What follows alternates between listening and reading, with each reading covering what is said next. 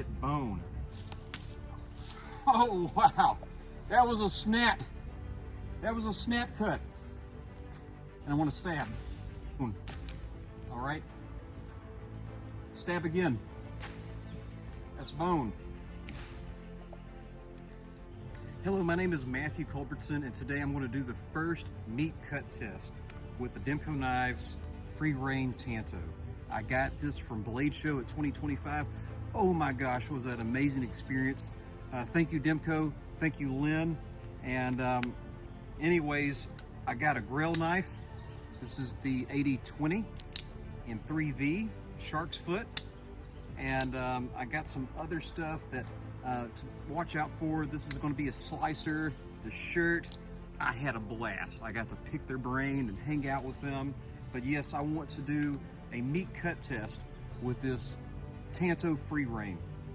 This is a really awesome knife, and the sheath is solving a lot of problems that you know, some people just didn't know how to solve. And so this sheath is really, in some sense, the most innovative thing about this blade, although we do have an awesome blade. But the middle portion, the gray portion of the sheath, is just merely polymer, all right? There's no glass in the nylon, if you will. And so the outer edges are glass nylon, and that's what gives you the rigidity.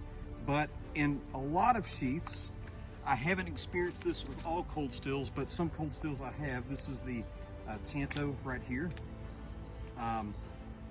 Just fine with the Secure X. This is the Taipan, and this Taipan is double-edged, and when you stick the sheath in and you take it out, the edges are going to rub up against that glass and the glass nylon, and it will dull the edge. I'll get this thing shaving sharp, and then all of a sudden pull the sheath in and out a couple times, it's not shaving anymore. So it's still deadly, but it's not as deadly as it needs to be. And so Demko has solved that by just having where the blade is going to make contact is just purely a polymer sheath, all right? And so what we have here is a 5-inch blade.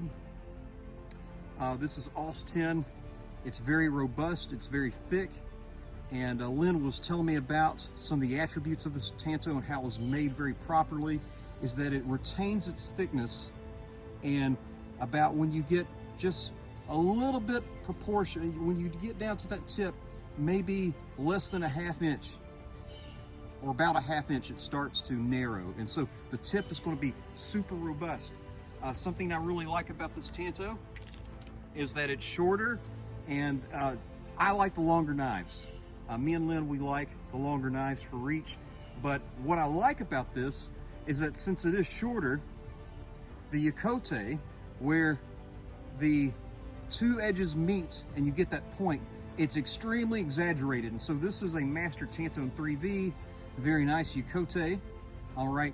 But this one, as you can see, it's a lot more exaggerated. You got a lot more snap, and you're about to see that here in a second. Another really interesting thing is that Lynn was telling me that this point is slightly, ever so slightly dropped, okay? This one, it has a sweep, a upward sweep. And what you're gonna see, Lynn, he's done more pig carcasses and stabbed in more armor than you could ever imagine, is a lot of times what you want is when you're stabbing with a Tanto that has a sweep, he'll turn that edge up, all right? And what that's gonna do is when you get into your target, it's gonna force that blade more downward, okay? And so look at this, this is the Frenzy. It has a downward point. And so if it were an upward point, what could happen is you'll slip out. But that downward point, when you go in, it's gonna automatically drop. And so you'll see this in a lot of the proof videos with like the Dragonfly Katana. What Lynn will do is he'll flip it like this, and it's gonna cut, but it's also going to drop, and you're gonna get your maximal penetration with your upswept Tantos. But this one kind of solves that and makes it more natural because you do have a drop in that spine. So we're going to take a look at that when we test this. Something I'm a little concerned about, I do like the fact that you can see that it is full tang, and so you get that exposed butt. and I want to see when I palm it and stab it, there's some bone in here. I got to upgrade my target. This isn't just a pork tenderloin. This is actually a pork butt. And so we're going to see if that exposed tang actually hurts the hand or not when you do a deep palm loaded thrust. Since this blade is shorter, something that Lynn taught me to do with my vaquero, all right? And by the way, for fighting, this is a short blade. You want to choke all the way back, okay? And get that butt into your palm, all right? And that's not going to take away from your slashing or anything. And you can do exactly the same thing with your free rein. And so I've taken the measurement from where my finger ends to the point. That's going to give you a 7-inch reach as opposed to merely a 5-inch reach. And in knife fighting, every inch absolutely matters. I have short arms and I want as much reach as I possibly can. And that's also going to get me ready for the palm loaded thrust. So without further ado, let's see how this Yokote is going to interact with this flesh, bone, and denim target. Let's take a look. All right, here we go. And I hit bone. Oh my gosh. That's pretty deep. All right. I want to see if I can zoom you in.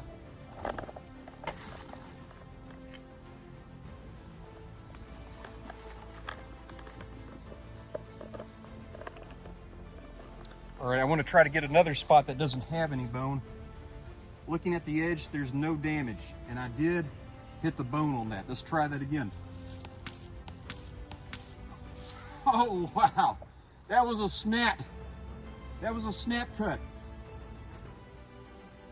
That's absolutely deadly. So you know, just with the flick of my wrist, 7-inch reach, exaggerated Yokote, that's what you're getting at.